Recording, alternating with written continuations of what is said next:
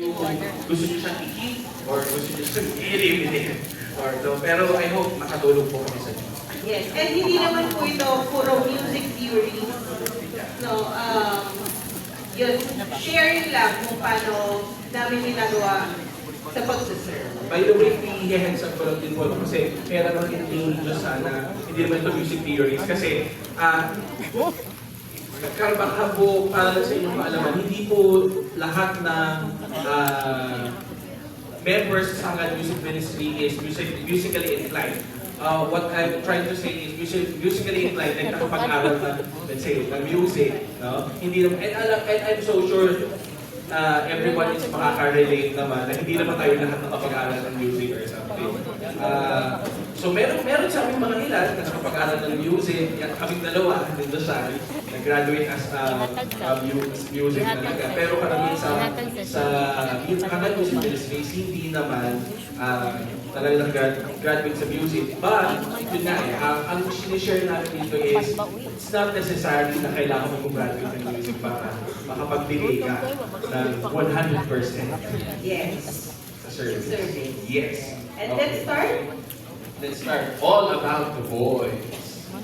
Dapat pala may music tayo dito na it's all about the boys. Or, That's okay. last na to. Siyempre, music is not music kung hindi natin na i-apply. Yes. Diba? Okay. So, ito po. First, The musicality. So, the musicality pertains to the quality of the music. Sa Hangad Music Ministry,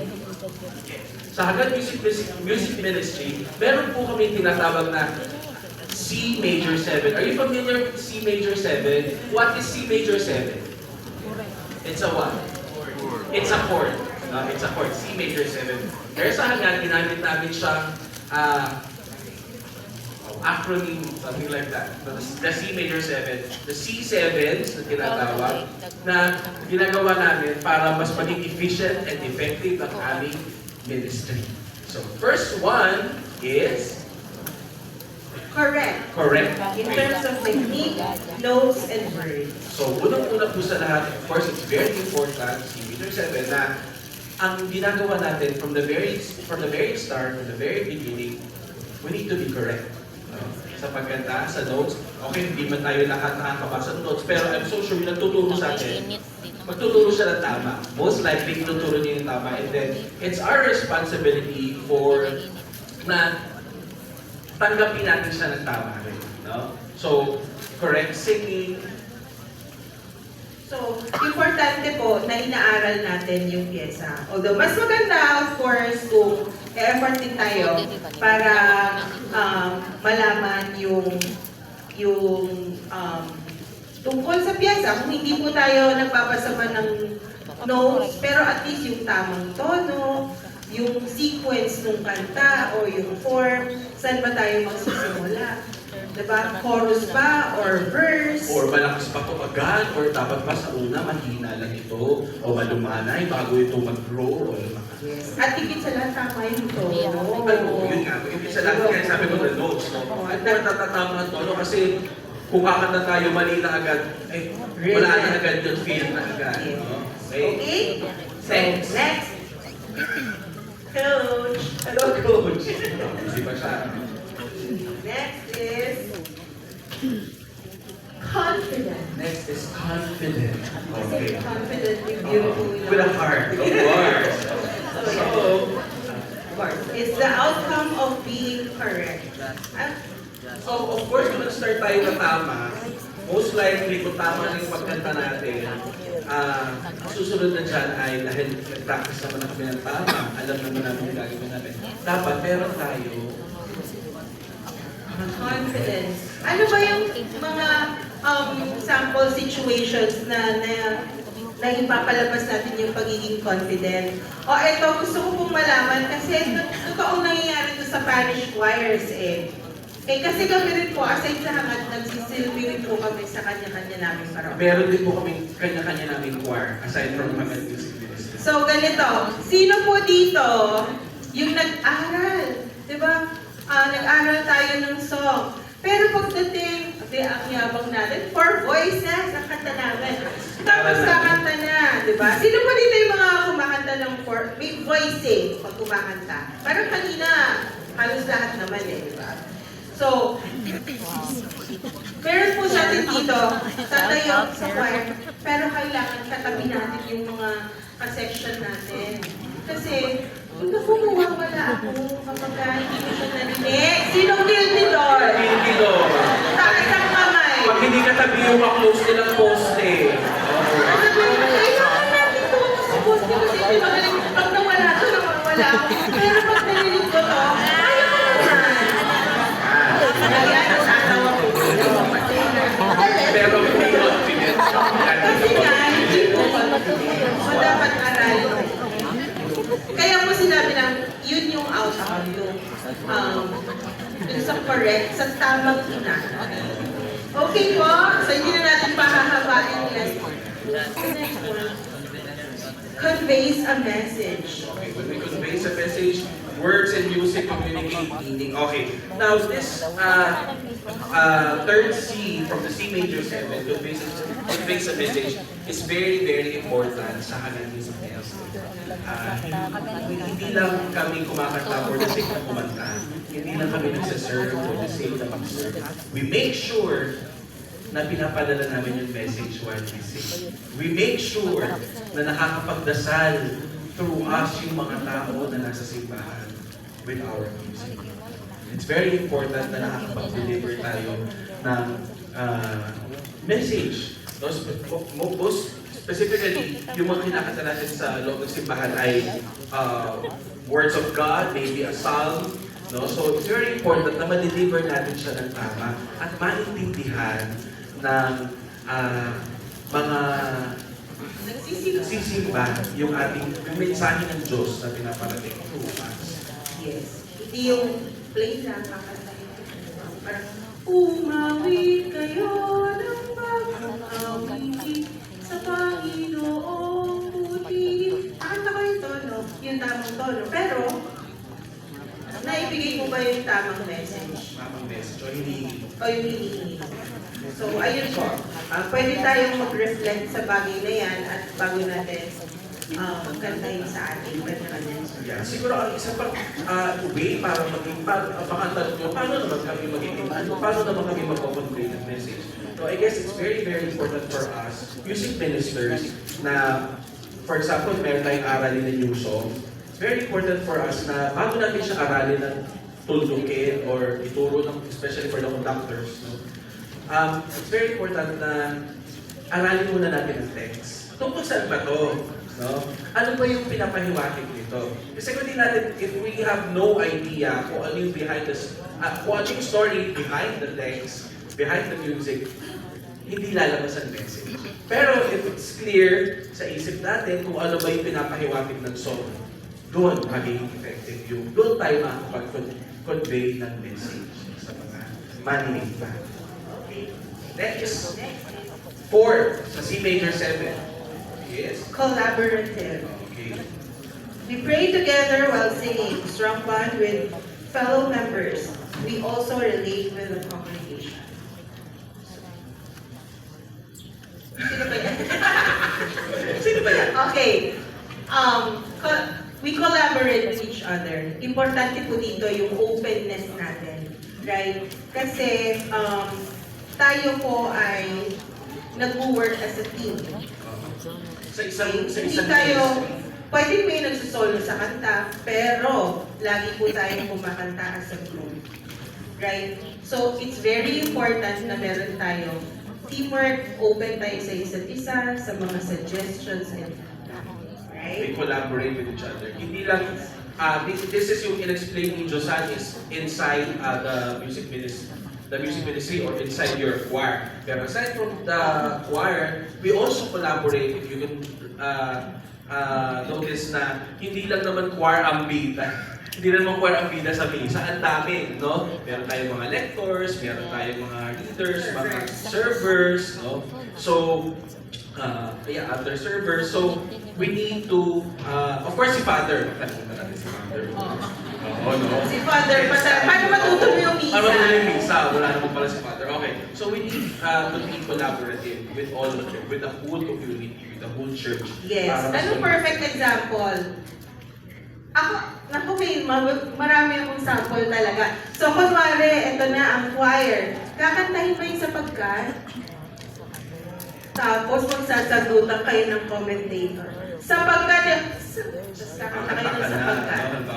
O, di ba? Yung mga Nag-overlap. Kasi before the mass started, actually parang dapat kino-communicate na siya. Are we going to sing the sapagkat?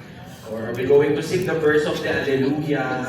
Something like that. Or the psalm. Minsan psalm. Kasi minsan may mga parishes na binabasa lang din yung psalms. So iba naman yung kailangan na. So, collaborative. Next, we have the fifth, under C major 7, constantly improves. Okay. So, of course, hindi lang nag-aaral tayo ng mga songs, inaaral natin ng mga pyesa, pinagbibigyan natin ng oras, pinagbubuyatan natin, and most likely, sino dito nag-rehearse ng gabi? Pag mga gabi ang rehearsal, mga after work. Okay. So, ayan, parang gano'n. So, of course, di ba, minsan napagod ka na, pero kailangan mo pa rin pumunta ng rehearsal. So, part yun talaga ng ating pagmamahal sa ministry. So, it's important for us na hindi makontento sa okay na yan, na parang pwede na yan.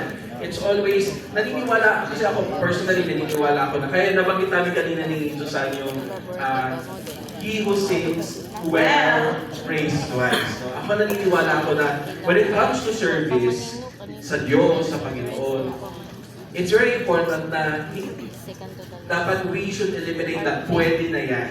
It's always the best for the Lord. It's always the best for the Lord. It's always 100, or if you can, 200 or 2,000% for the Lord. Wala pa may Agree po kayo doon? Buwat mo nga ba't Madam Garces kasi sila may communicate na. Pwede na. Kailangan na din. So, Sila mga piskadero ba? we constantly improve. No? Kailangan nag-improve tayo. Hindi pwede, okay na yan, practice naman na, nagawa na namin yung SNTV, okay na yan. No. Nakalagay na no, yung Quiz ka? we listen to feedback. So, meron tayo Dili mga ta what that members is not report dito. nakasama natin sa group, lalo na yung nagtuturo sa Parang atin. ka-serve din ang mga Na bata kasi dugay pa. sasabihin, pwede bang ganito yung attack lagyan. mo sa certain song? We follow. Huwag Right? tayo magtatampon. Parang ba yan? Ano ba yan? Ang ganda naman ng pagkanta ko, ba't mo ako sinisita? Oo. Gano'n. Oo. Diba? Oo. So, kasi meron tayong mga members sa kwela parang hindi na masaya kahit anong gawin na. Meron po ka-experience na gano'n, yung sobra-sobra na yung pagsusumikap mo, pero parang never enough. Never enough. So, kumbaga, yung mga feedback na binibigay sa atin, especially yung yung ating mga conductor, yung ating mga tool, it's very important na tanggapin natin siya as, ano tawag natin doon? Yes. Criticism. It will make us grow. Diba? Ang kami ni Elliot, so, ganito yung practice namin kahit yung speaker sa meron ako magtuturo sa amin na hindi. We'll listen. Tapos may isa pa akong ginagawa na practice ko. Gumagawa ko ng sarili kong voice edit. Kasi nag-aaral lang po ako ng mga pyesa habang nagdadrive. Yun lang yung oras ko. Pag busy kayo sa work, di ba? You find your own way para arasin. So, papakinggan ko na din kung paano pinakanta, paano yung attack ko. Ay, oo nga, tama nga siya. Masyado mabigat yung attack ko. O dapat pag-aanin ko pa yung boses. So, ayun. Sa pakikinig, marami po tayo matututunan. Hindi natin pwedeng sabihin, ano ko na Oo, nakanta na natin ito. Ilang taon na tuloy natin na eh. Ilang taon na akong choir. Di ba may ganon? Tumanda na ako dito na ako lugar. Pero, of course, may respect po tayo sa iyo. Pero laging open tayo sa iyo. And ganoon din, kung tayo naman yung magbibigay ng feedback, make sure naman na with respect. And ma-feel na kinakausap natin na Concern tayo sa yes. Okay? At para naman to kay Lord, hindi naman para Yes, of sa course. Kasi ang gusto natin, the best nga, di ba? 100%. Next, ang ating pang-anim, consistent. Okay. So, ang pagiging consistent, of course, ano yung muna natin, constantly improve, din nag-improve tayo. Nag-improve na, wow, gumaling na. Now, importante yung pagiging consistent. Kasi hindi pwede na bibitawan natin na, okay na, galing na namin, nagawa na, achieve na namin to. Tapos susunod na, kanta niyo ulit, o susunod na mass niyo, hindi na maganda yung kanta. No? So, hindi siya consistent, hindi natin yung ginawa na namin ito, yung pinaghirapan namin, pero binagsak namin. And remember, singing kasi is a skill. So dapat palagi po natin yung pinapractice. Para lalo natin napapag-iba yun. Lalo tayong gumaling. Okay? Minsan, feeling nga natin magaling na, pero may gagaling pa, always. Lagi may gagawin. Tapos just dapat consistent meron pa akong isang meron akong isang belief na pinangakuha ko mo to ever since.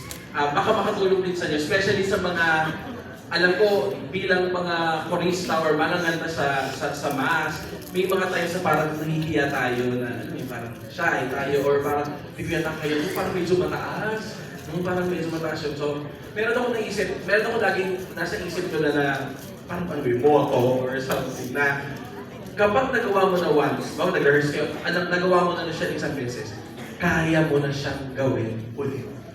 No? Yun lagi pangahawak nyo. Nagawa nyo na siya once, napaganda nyo yung song nyo, kaya nyo siyang ulit gawin. Hindi pwede parang wala na. Kaya nyo. Pero kailangan consistent tayo sa mga ginagawa natin to improve yung practice. By the way, yung lahat ng to, sorry, my bad, wala to. Lahat ng nasa C Major 7 ay kung mapapansin nyo, ginagawa to lahat during rehearsals and practices. Ay, pakilakas po! Kasi During- hindi yung ma-attend eh. During! Ayun, diba? During rehearsals and practices. Tama nga, natawa tuloy sila yung hindi umakit. Parang hugot na hugot Huwag talaga. lang tuloy sila. Kasi yata yung iba lang yung umakit. Joke lang, pero... Next! Okay, next and last, we celebrate My favorite part. motivation to be more generous, giving and outward. Yung celebrate, ito po yung culmination ng lahat ng pinractice natin. Di ba po sa C Major 7. And also, we celebrate small wins. Small wins. Ano ba yung small wins? For example, nakapag-rehearse tayo. Doon sa buong parts, nagawa na natin yung piece. Doon ang maganda, nakanta natin ang maganda. That's actually a celebration. Because nagawa natin siya ng maganda. Or for example, meron nag-solo. Tapos ang ganda ng pagkakanta niya. Parang, We give positive feedback. yeah. Napakahusay mo. Sa'yo ng pagkakanta mo. That's a celebration. That's a small celebration. Alam nyo, pagka generous tayo sa pag-compliment, lalong gaganahan, di ba? Para mag-serve yung ating mga kasama. Pero naman kung narinig mo na nga, nag-practice na ginawa nyo na lahat, pero wala ka pa rin mabuting sinabi, problema mo rin. Joke lang. Bakit kailangan mo na mag-retreat? So, ayun po, we give positive feedback. Pero syempre, pero nasa part na tayo ng celebration. Yan, we highlight small wins. Ano ba yung mga sample ng small wins sa'yo? Ayun na, for example, ang akin small wins, pag yung choir ko na tinuturuan, nagawa nila ng maganda. Naging successful yung, nag-rehearse kami, inayos ko doon, pinaghirapan namin, tapos nagawa niya ng maganda. Yun, for me, yun yung Ako sobrang simple. Sobrang simple lang. Pag po, yung choir namin nakakanta at yung congregation nakasabay, ayun na po yan. Kasi yun po yung main purpose natin. We are not there to perform, we are there to serve. At pag nagawa mo yun, oy, ang galing natin doon, ipagpatuloy natin. So, recap lang po tayo ng C Major 7. Naalala niyo po ba lahat? Ano yung unang-unang C? Ay, walang kopya! Alam nila, what's the correct? Number 1 Check! is correct. Number 2, Confident. Kailangan ganun. Confidently beautiful with a heart. Next! Conveys a message. conveys a message. Next, pang-apat. Collaborative. And, ano po yung important? Collaborative.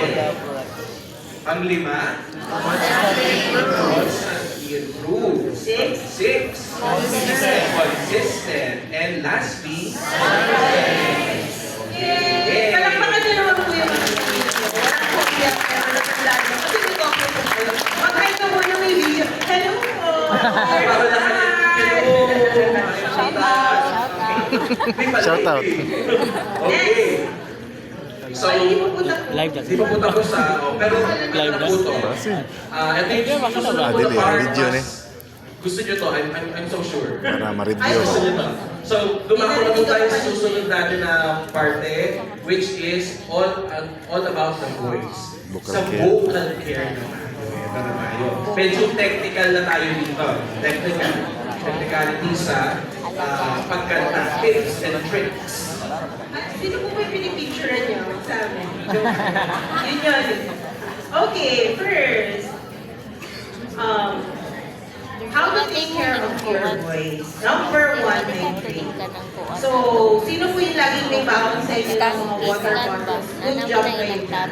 Ngunit Wala, di ba very ganun? important na meron talaga tayong baon sa mga tubig. Wow, okay, baon. Kasi yan ay, Basta may kape yan ako.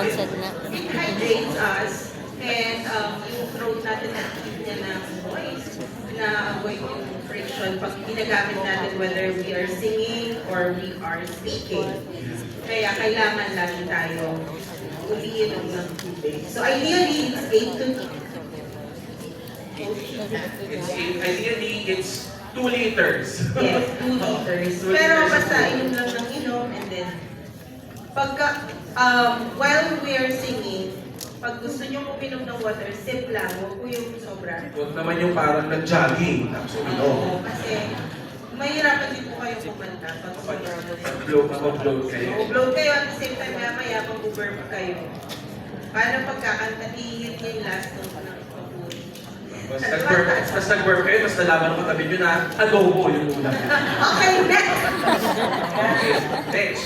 Ensure vocal pacing and sufficient rest. So, normally, pag kumakanta tayo ng mahabaan, pag matagalan sa mass, no, an hour. So, normally, ang suggestion is, kung kumanta ka ng an hour, ang vocal rest mo, an hour. Okay. So, para makarecover ang ating boses. Yes, at itong part po na ito, hindi dinadaya. Sino po yung guilty dito na hindi masyadong nakakapagpahinga?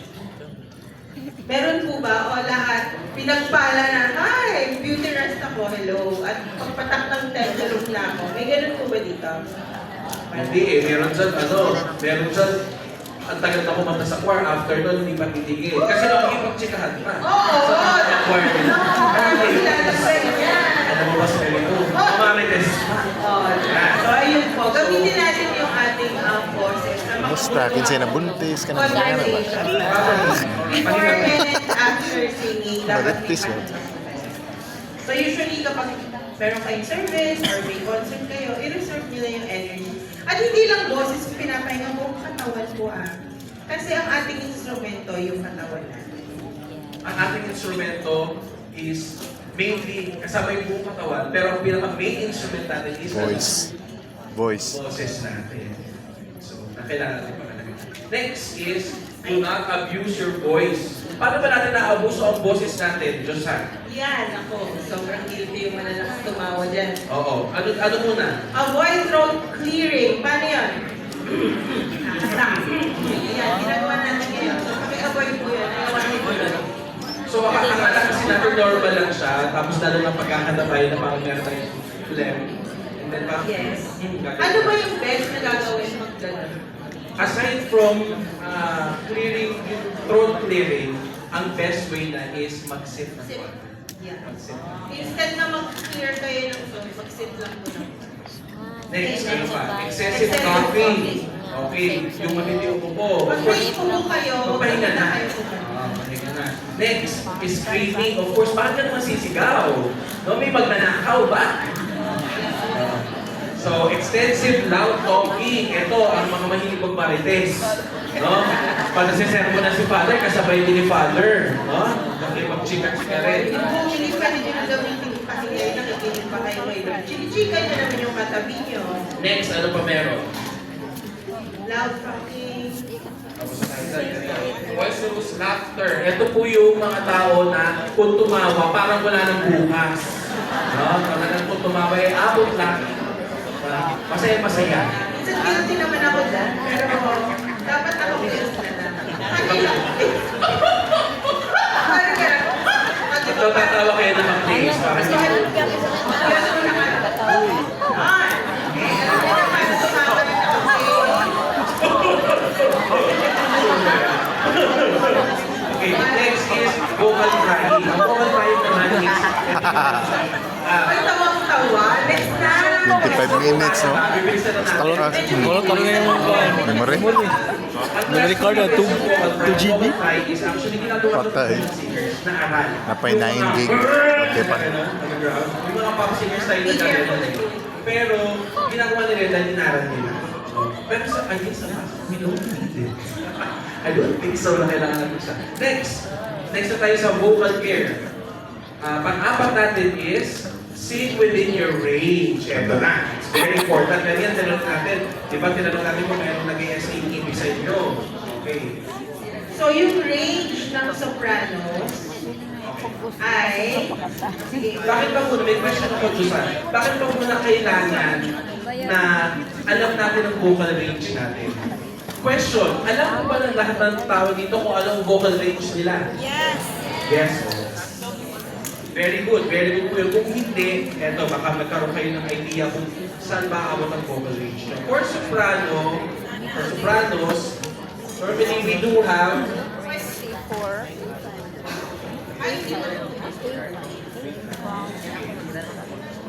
So, kung hindi nyo pa alam, pwede magkaroon kayo ng idea dito or kung meron na po kayong conductor o tagapagturo, you can ask them to classify your voice. Kasi pagka hindi tama yung kinakanta mong range, it might damage your voice. Yes. For example, ang boses mo naman talaga is for, let's say, alto, mapapang talaga. Pero pinipilit kang pakantahin talaga ng mga coloratura notes na talaga ng Coloratura, soprano. soprano notes na sobrang high. Hindi siya helpful. Okay. C++? Ganun din. C++.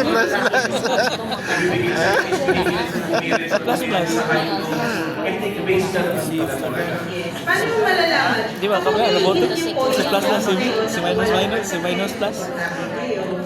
Mura ka ng type sa dugo ba? Si type A+. Nakakaramdam ano? Yeah. So, isingit ko na lang din ang A5. So, kasi ang naka-classify natin dito is the basic. We have soprano, alto, tenors, and basses. But between soprano and alto, the voice, meron din tayo nasa middle pa niyan, which is mezzo, and then sa tenor and basses. A5. Baritone. Nahan naman gawas man nagchichipitik mo na kita. So, soprano, we have C4, and keyboard. A5.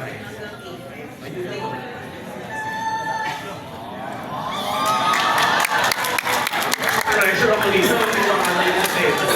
Kaya, kailangan ayusin ko ng konti kasi. Oo. Next naman, sa alto naman, we have A3, to E5. Oy,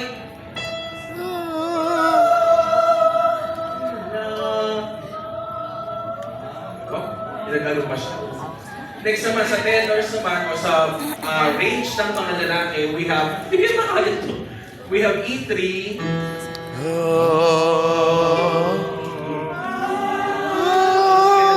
La? fame ko kasi ang tenor. Okay. So, G4?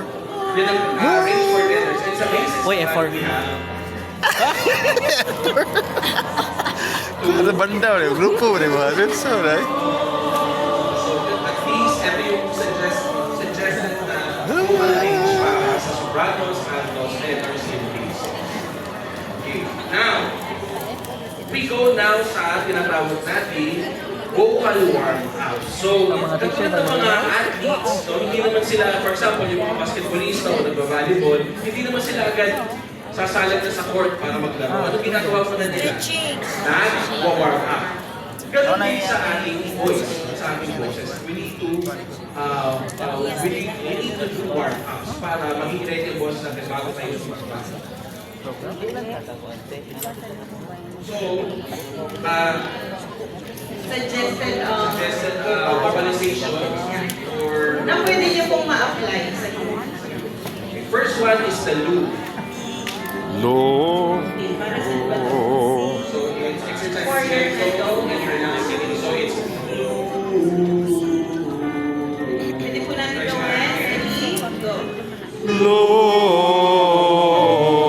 Lord. One last. Thank you. Next naman is exercise Mini. for agility, being awake or bound. Mini. Mini. 5, 5, 4, 4. Ready? Mini, mini, mini, mini, mini. Mini, mini, mini, mini, mini. Last one. Mini, mini, mini, mini, mini. Thank you. Next naman is Zio. Ay, sorry, nag-skip na. Mamadali na, girl. Exercise on intonation. Yes. So, Zio. Ho, ho, ho, ho. Zio. Ho, ho, ho, ho. Zio. Ho, ho, ho, ho. Zio. Ho, ho, ho, ho.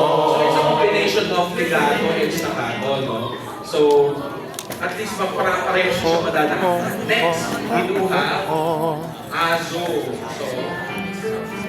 So, Ready? Go.